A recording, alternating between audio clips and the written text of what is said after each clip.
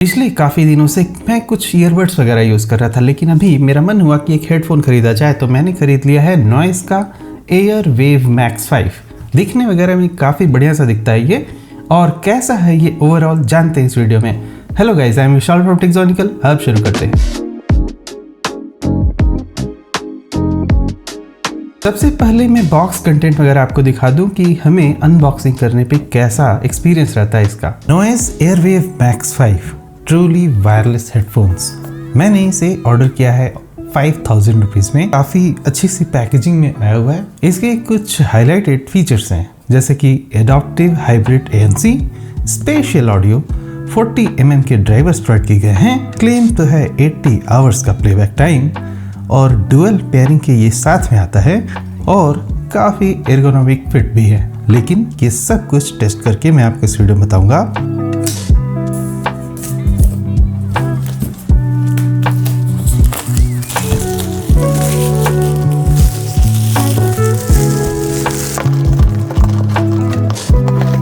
ये कुछ बुकलेट से प्रोवाइड की गई है। ओके, यहाँ पर कुछ इंटरेस्टिंग से स्टिकर्स भी दिए हुए हैं। सुनो दिल का शोर, और साथ में नॉइज़ मेकर। वारंटी रजिस्टर करने के लिए आप इस QR कोड वगैरह को इस्तेमाल कर पाओगे। And a note from Noise, we are grateful. तो USB type A to type C का एक कनेक्टर प्रोवाइड किया गया है, और साथ में आपको एक type C to type C connector भी मिलता है। अच्छी बात है कि हमें 2 कनेक्टर्स मिल रहे हैं। और ये रहे हमारे हेडफोन्स। एक चीज़ मुझे थोड़ी सी कम अच्छी लग रही है, इसका कोई भी केस वगैरह नहीं मिलता है। तो ये इस तरह से फोल्ड हो सकते हैं, एंड आप इसे कहीं स्टोर कर सकते हो। I mean, अगर आपको एक बॉक्स ख़रीदना है तो इसे सेपरेटली ख़रीदना पड़ेगा। इन द बॉक्स हमें कोई भी और बॉक्स नहीं मिलता है। इसके जो ईयर कप्स प्रोवाइड किए गए हैं काफ़ी सॉफ्ट कुशन के साथ में आते हैं, और यहाँ कुशनिंग ऊपर की तरफ में भी प्रोवाइड की गई है। इसे आप कुछ इस तरह से एक्सपैंड कर सकते हो, जिससे आपके सर पे ये अच्छे से फिट हो जाएगा। यहाँ पर लेफ्ट और राइट ये दोनों की मार्किंग दी हुई है, ताकि कोई कंफ्यूजन ना रहे कि आपको इसको किस साइड से पहनना है। तो ये आपके हेड पे कुछ इस तरह से जाएगा। यहाँ राइट साइड में नीचे की तरफ कुछ बटन्स दिए हुए हैं। वॉल्यूम अप और डाउन का बटन है, पावर ऑन ऑफ का बटन है, और ANC को ऑन ऑफ करने का बटन है। साथ में एक टाइप C पोर्ट भी दिया हुआ है, जिसकी मदद से आप इसे चार्जिंग पे लगा पाओगे। आपकी जानकारी के लिए एक और बात मैं बता दूं, यहाँ पर मुझे कोई भी ऑक्स इनपुट ऑप्शन नहीं दिख रहा है।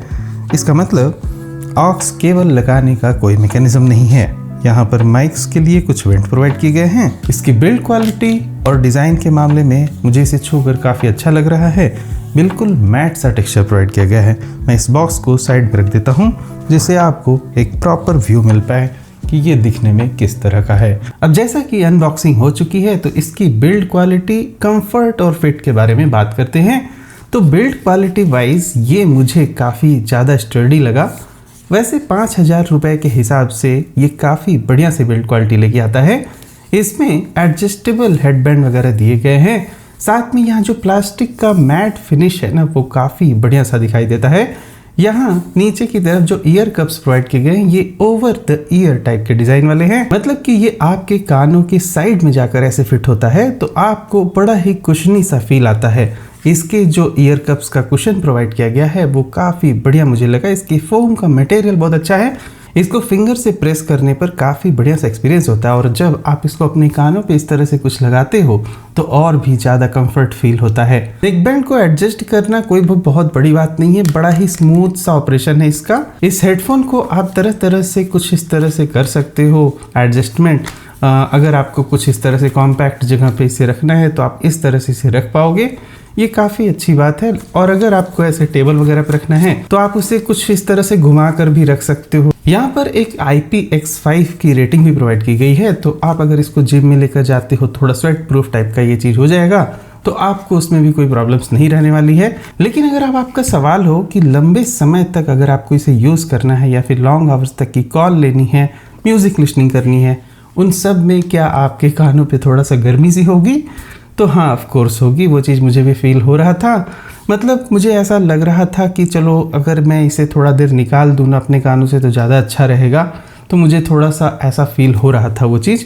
और अगर इसके वेट की बात करें तो ये तकरीबन 250 ग्राम्स तक है, जैसा कि आप खुद देख सकते हो। कंफर्ट के मामले में एक बात और चीज़ मैं आपको बताना चाहता हूँ, जैसा कि कुछ हेडफोन्स होते हैं काफ़ी टाइट होते हैं कानों पे, और काफ़ी कुछ ऐसे भी होते हैं जो काफ़ी लूज़ हो जाते हैं। तो मुझे ये हेडफोन पार्टिकुलरली थोड़ा सा लूज़ लगता है। इसका रीज़न ये है कि अगर आप इसको लगाकर कुछ पुशअप्स वगैरह करने लग गए या फिर बेंच प्रेस वगैरह कर रहे हो ना, तो हो सकता है ये थोड़ा पीछे की तरफ गिर जाए। जैसा कि आप खुद नोटिस कर सकते हो, मैं यहाँ पर सिंपली सोफे पे बैठ रहा हूँ और ज़रा सा हेड ऐसे पीछे करने पर अगर आपने इसको प्रॉपरली एडजस्ट नहीं करके रखा है तो ये पीछे की तरफ फॉल बैक हो सकता है। मैंने इसका एक सॉल्यूशन ये पाया कि अगर आप इसको फुल्ली टाइट करके रखोगे अपने हेड के हिसाब से यहाँ पर, तो बहुत कम चांसेस है कि ये गिरे। लेकिन अगर आपका सवाल हो कि क्या रनिंग वगैरह करने में कोई प्रॉब्लम है, ऐसा रनिंग करते वक्त कुछ खास इशू नहीं है। इशू सिर्फ तब आ रहा है जब आप सिर को थोड़ा सा ऐसे पीछे की तरफ ले जा रहे हो, तो वही एक प्रॉब्लम मुझे लगी। लेकिन बाय द वे कंफर्ट के मामले में एक हेडफोन के हिसाब से, अब जैसा कि कोई भी बड़ा सा हेडफोन होगा तो आपको थोड़ा सा तो यहाँ पर स्वेट फील होगा ही होगा, अगर स्पेशली आप ऐसे तरह के हेडफोन गर्मियों में इस्तेमाल करते हो तब। लेकिन अगर सर्दियों में आप कुछ ऐसा हेडफोन पहनते हो तो आपके कानों को काफ़ी रिलैक्स का फील होगा। टोटल मैं इसे जो बिल्ड क्वालिटी में रेटिंग दूंगा in matters of build quality and comfort, वो रहेगा 4 out of 5, which is I think fine. मुझे लगता है कि थोड़ा ये और भी इसको ग्रिप प्रोवाइड कर देता ना अगर कानों पे, तो ज़्यादा सही रहता। वो कभी कभी एक्सीडेंटली जो इसकी गिरने वाली समस्या है वो क्लियरली एविडेंट है। लेकिन एक हेडफोन को सिर्फ इस बात पे जज करने का कोई खास लॉजिक नहीं बनता है, क्योंकि इसमें बाकी सारी चीज़ें बहुत ही नेल आउट करने देने वाली है। तो अब यहीं पर जो सबसे ज़्यादा इसका हाईलाइटिंग पॉइंट है वो है कनेक्टिविटी ऑप्शंस। वैसे तो ऑन पेपर इसमें ब्लूटूथ 5.4 ये वाला वर्जन सपोर्टेड है, लेकिन इसकी कनेक्टिविटी मुझे बड़ी ही सीमलेस लगी है और ये एक बार में 2 डिवाइसेस से कनेक्ट हो सकता है। तो आप अपने वर्क लैपटॉप से भी इसे कनेक्ट कर सकते हो और अपने फ़ोन से भी कनेक्ट कर सकते हो। ऐसे में होगा क्या कि मान लो आप म्यूज़िक सुन रहे हो लेकिन आप जूम मीटिंग ऑन कर दिए यहाँ पर लैपटॉप पे, तो बड़े ही इंटेलिजेंट वे में आपकी कॉल्स इसमें अटेंड होने लगती हैं। और उसी तरह अगर मान लो कि आप अपने लैपटॉप से इसे कनेक्ट करके म्यूज़िक सुन रहे हो और आपके फ़ोन पर कोई कॉल आती है, तो आप बिना कोई भी कनेक्शन को छुए हुए सिंपली जैसे ही आप अपना कॉल फ़ोन में रिसीव करोगे तो आपके हेडफोन में वो चीज़ चल रही होगी और लैपटॉप में म्यूज़िक पॉज हो चुकी होगी। तो ये इसका जो फीचर लगा मुझे काफ़ी इंटरेस्टिंग लगा और ये कनेक्टिविटी इसको काफ़ी अच्छा बना देती है। बहुत सारे हेडफोन्स इस बजट रेंज में आते हैं, जो जैसे कि एक रियलमी का भी कुछ आता है, एक साउंड कोर का भी आता है। डुअल कनेक्टिविटी वाला ऑप्शन मुझे इसमें सबसे ज़्यादा बेहतरीन लगा, क्योंकि ये काफ़ी ज़्यादा यूजेबल है। एक और जो बड़े ही इंटरेस्टिंग सी मज़ेदार बात है, जो सबसे ज़्यादा हाईलाइट था मेरा इस हेडफोन को चूज़ करने का तमाम अलग ऑप्शंस के ऊपर, वो था इसका लो लेटेंसी रिस्पॉन्स। इसमें 30 मिलीसेकंड का ही रिस्पॉन्स टाइम है, जो कि एक ब्लूटूथ हेडफोन के लिए काफ़ी कम है। आपको जनरली इस बजट रेंज में 5000 के 80-90 मिलीसेकंड वाले हेडफोन्स मिलते हैं देखने को, लेकिन इसमें 30 मिलीसेकंड है। डेफिनेटली इससे महंगे हेडफोन्स में और भी अच्छा मिल सकता है, लेकिन इस बजट में ये सबसे ज़्यादा अच्छी लेटेंसी प्रोवाइड कर रहा है, बहुत ही कम रिस्पॉन्स टाइम के साथ। तो आपको कोई भी लैग नहीं लगेगा अगर आप चाहे मूवी देख रहे हो या फिर गेम खेल रहे हो। और अगर इसके कनेक्टिविटी रेंज की बात करें तो आपको इसमें 10 मीटर तक का जो है कनेक्टिविटी रेंज मिल जाता है, जैसा कि कंपनी का क्लेम है। लेकिन इन माई पर्सनल टेस्टिंग मुझे 5-6 मीटर तक ऑलमोस्ट मिलता है। हाँ, गिवन दैट कि कोई वॉल्स वगैरह बीच में ना हो। वैसे जनरली आप ऐसे ब्लूटूथ हेडफोन को कनेक्ट करके अगर अपने 2 या 3 BHK के घर में इधर उधर घूमोगे तो आपको कोई भी कनेक्शन में इशू नहीं मिलेगा, that is for sure. Connectivity के मामले में मैं जो इसे रेटिंग दूंगा वो दूंगा total 5 star, 5 out of 5, which is fantastic rating, और ये इसको काफ़ी अच्छा बना देता है। लेकिन कनेक्टिविटी के साथ में क्या कॉल क्वालिटी और ANC जो नॉइस कैंसलिंग वाला सिस्टम है इसमें, वो भी क्या इफेक्टिव है या फिर नहीं है? क्योंकि अच्छी कनेक्टिविटी मिल जाने से सब कुछ तो सॉल्व नहीं हो जाता, क्योंकि आपको फ़ोन पे बात करनी है या फिर जूम मीटिंग्स अटेंड करनी है। कॉल क्वालिटी के मामले में भी ये काफ़ी ज़्यादा आउटशाइन करता है और यहाँ भी इसने काफ़ी अच्छा फीडबैक दिया है। पिछले 2 हफ्ते से मैं इसे टेस्ट कर रहा हूँ। तरह तरह के नेटवर्क कनेक्शन पे मैंने इसे चूज़ किया, जैसे कि एयरटेल और जियो, और साथ में मैंने इसको जूम मीटिंग्स और गूगल मीट वगैरह के लिए भी इस्तेमाल करके देखा, तो मुझे ऐसा सामने वाले को कोई भी फील नहीं लाया कि मैं कोई हेडफोन लगा के ढंग से कुछ अलग सा बात कर रहा हूँ या फिर नहीं, क्योंकि आवाज़ काफ़ी अच्छी डिलीवर होती है इसके माइक के थ्रू। और अगर ड्यूरिंग द कॉल आपने ANC ऑन कर दिया तो उस केस में सामने वाले को कोई भी नॉइज़ भी नहीं जाती है, जो कि काफ़ी मुझे इफेक्टिव लगा। और जैसा कि मैंने इसके कनेक्टिविटी ऑप्शन में आपको बताया ही कि आप 2 डिवाइसेस से अलग अलग कनेक्ट करके रख सकते हो, और आप किसी एक डिवाइस पे अगर कॉल आने लगा है तो दूसरे डिवाइस पर म्यूजिक ऑफ हो जाएगा, कॉल ऑन हो जाएगी। अब मेरे दिमाग में एक और बात यहाँ पर आती है, मान लो इसको आपने 2 अलग अलग फ़ोन से कनेक्ट करके रखा और दोनों पे ही कोई कॉल करने लगा, तो कौन सी कॉल होगा? तो उस केस में जो पहला डिवाइस कनेक्ट किया गया था इस पे, उस पे कॉल जाएगी, उसका कॉल आप रिसीव कर पाओगे। तो ये बात आप ध्यान में रखना। इन जनरल ये बहुत ही इम्प्रैक्टिकल है। जनरली क्या होता है, जब हम कुछ ऐसा हेडफोन इस्तेमाल करते हैं तो एक लैपटॉप और एक फ़ोन से कनेक्टेड रहता है, तो ज़्यादातर लोग इसे वैसे ही यूज़ करने वाले हैं। लेकिन अगर आपके पास 2 फ़ोन है, मान लो आईफोन और एंड्रॉयड, और आपने इसको कनेक्ट करके रखा है, तो जो पहला डिवाइस है कॉल उसकी अटेंड होगी अगर दोनों पे सेम टाइम पे कॉल आ रही हो। अगर सेम टाइम पे कॉल नहीं आ रही है तो ऐसा कुछ नहीं होने वाला। मान लो एक फ़ोन में आप म्यूज़िक सुन रहे हो, दूसरे में कॉल आ रही है, तो दूसरे वाले में कॉल कनेक्ट हो जाएगा, म्यूज़िक पॉज हो जाएगा पहले वाले फ़ोन में। इसके नॉइज़ कैंसिलिंग में एक और अच्छी बात मुझे जो लगी थी, जिसकी वजह से मैंने इस हेडफोन को ख़रीदा, वो है इसका 50 डेसिबल, अप टू 50 डेसिबल का नॉइज़ कैंसिलेशन, जो कि काफ़ी ज़्यादा है compare to many other headphones in this price range. आपको ये बात भी ध्यान रखनी चाहिए। और हाँ, अगर आप एंटी नॉइज़ कैंसिलेशन को ये कहो कि हाँ एम्बियंट नॉइज़ वगैरह कैसी है, तो मुझे इसकी जो एम्बियंट नॉइज़ वाला फीचर लगा, एम्बियंट नॉइज़ अगर आप ऑन कर देते हो, उतना ज़्यादा इफेक्टिव नहीं लग रहा था, ठीक ही लग रहा था। बस मान लो आपके कमरे में फ़ैन चल रहा है, उस केस में अगर आप इसका नॉइज़ कैंसिलेशन ऑन करोगे तो आपको फ़ैन की आवाज़ बिल्कुल एलिमिनेटेड मिलेगी, नो प्रॉब्लम एट ऑल। लेकिन अगर आपको किसी ने आवाज़ दी और बुलाया तो उस केस में आपको उसकी आवाज़ क्लियरली सुनाई देगी, तो वहाँ पे ऐसे में नॉइज़ कैंसिलेशन नहीं होती है। सिर्फ ये जो पंखे की आवाज़ वगैरह है, या फिर थोड़ा कोई किसी मोटर की आवाज़ ऐसी आ रही है, या फिर कुछ ऐसा हुआ, तो आपको नॉइज़ कैंसिलेशन मिलेगा। अब आपका एक सवाल होगा कि जैसे कभी कभी होता है, जैसे मैं यहाँ बेंगलोर में रहता हूँ एयरबेस के पास पे, तो यहाँ से बहुत सारे एरोप्लेन्स उड़ते रहते हैं। उस केस में क्या होता है, ये एयरप्लेन की नॉइज़ को कैंसिल नहीं कर पाता है।